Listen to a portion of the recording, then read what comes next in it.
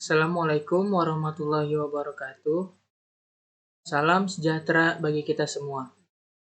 Nama saya Desa Putra, mahasiswa dari jurusan Ilmu Hukum S1 Universitas Pamulang. Pada kesempatan kali ini, saya akan menjelaskan tentang dasar perundang-undangan berlakunya hukum adat di Indonesia.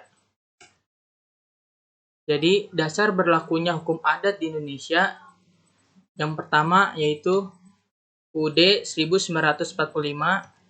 Yang kedua, Dekret Presiden tanggal 5 Juli 1959. Yang ketiga, Indie-Staatsregeling atau US. Dan yang keempat, Undang-Undang Nomor 14 Tahun 1970. Yang pertama yang akan kita bahas yaitu Undang-Undang Dasar 1945. Keberadaan hukum adat diakui oleh negara merujuk pada pasal 18B ayat 2 UUD 1945 yang menyebutkan bahwa negara mengakui dan menghormati kesatuan-kesatuan masyarakat hukum adat beserta hak-hak tradisionalnya sepanjang masih hidup dan sesuai dengan perkembangan masyarakat dan prinsip Negara Kesatuan Republik Indonesia yang diatur dalam undang-undang. Selain itu juga ada pada aturan peralihan UUD 1945 pasal 2 yang berbunyi segala peraturan perundang-undangan yang ada masih tetap berlaku selama belum diadakan yang baru menurut Undang-Undang Dasar ini. Inilah yang menjadi dasar hukum sah berlakunya hukum adat. Yang kedua, Dekret Presiden 5 Juli 1959. Sebelum Dekret Presiden tahun 1959, hukum dasar atau konstitusi yang berlaku adalah UUDS 1950. Dalam salah satu pasalnya yaitu pasal 104 ayat 1 disebutkan bahwa segala keputusan pengadilan harus berisi alasan-alasan dan dalam aturan-aturan undang-undang dan aturan-aturan hukum adat yang dijadikan dasar hukuman itu. Tetapi ketentuan yang memuat dasar konstitusional atau peraturan pelaksanaan dasar berlakunya hukum adat sampai dengan dihapuskannya UUDS 1950 dengan Dekret Presiden tahun 1959 belum pernah dibuat. Dengan demikian, dasar hukum UUDS 1950 menjadi tidak berlaku setelah adanya Dekret Presiden tanggal 5 Juli tahun 1959, sehingga kembali ke UUD 1945.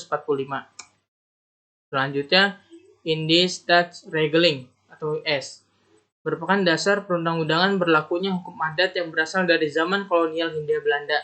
Dalam pasal 131 ayat 2 menyebutkan bahwa bagi golongan hukum Indonesia asli dan timur berlaku hukum adat mereka. Tetapi bila kepentingan sosial mereka memerlukannya, maka pembuat undang-undang dapat menentukan bagi mereka 1. Hukum Eropa, 2. Hukum Eropa yang telah diubah, 3.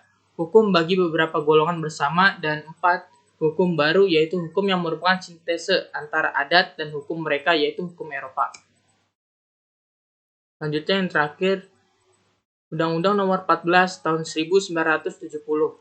Undang-Undang Nomor 14 Tahun 1970 tentang pokok-pokok kekuasaan kehakiman merupakan revisi dari Undang-Undang Nomor 19 Tahun 1964. Adapun pasal-pasal penting dalam undang-undang tersebut yang memuat landasan hukum berlakunya hukum adat yaitu pasal 23 ayat 1 yang menyatakan bahwa putusan pengadilan selain harus memuat alasan-alasan dan dasar-dasar putusan, pada putusan tersebut harus memuat pula pasal-pasal tertentu dari peraturan-peraturan yang bersangkutan atau sumber hukum tak tertulis yang dijadikan landasan atau dasar dalam mengadili perkara.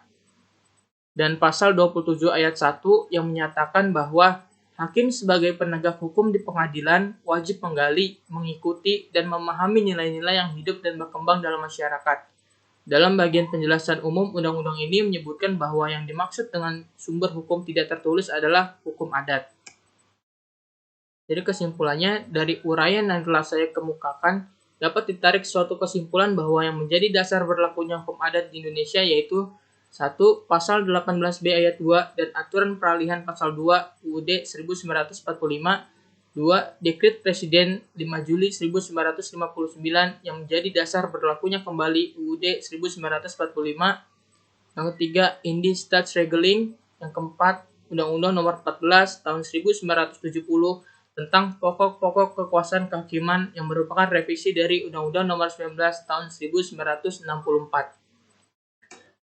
Demikianlah penjelasan dari saya. Sekian dan terima kasih. Wassalamualaikum warahmatullahi wabarakatuh.